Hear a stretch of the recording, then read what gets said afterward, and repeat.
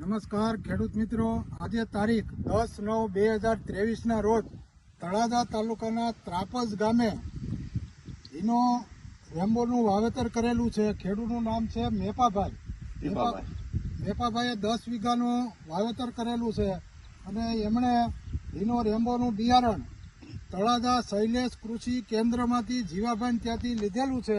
અત્યારે મગફળીની કન્ડિશન ખૂબ સારી છે અને મારા અંદાજ પ્રમાણે 70 થી 75 દિવસની મગફળી થઈ છે અત્યારે, અને ફાલમાં પણ ખૂબ સારી છે અને એની ક્વોલિટી વાઇઝ તમે જુઓ તો ક્યાંય પણ ઊંચાનીસો છોડ દેખાતો નથી અને ખૂબ જ સારી મગફળી છે.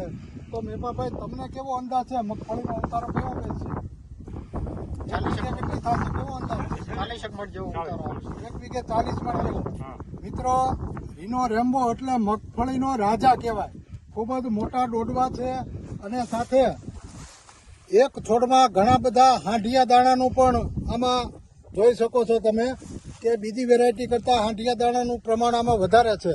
અને રીનો રેમ્બો ખૂબ જ પ્રચલિત અને સારી વેરાયટી છે. તળાજા મહુવામાં અત્યારે ધૂમ મચાવે છે અને લાઈવ ફિલ્ડમાં જ આપણે એને જોઈએ એનો કેવો બેસારો છે. જો ખેડૂત મિત્રો, ઘૂઘરા બાંધી ગયા છે. હીરો કાકા, કેમ છે? એમાં કઈ ઘટે જ નહીં. ખેડૂતો પણ બહુ ખુશ છે. ખૂબ ખૂબ આભાર મેપાભાઈ. આવતા વર્ષોમાં પણ તમે આનું વાવેતર કરો અને બીજા ખેડૂતોને પણ વાવેતર કરે એવી સલાહ આપો અને ભરપૂર ઉત્પાદન મેળવો. આભાર.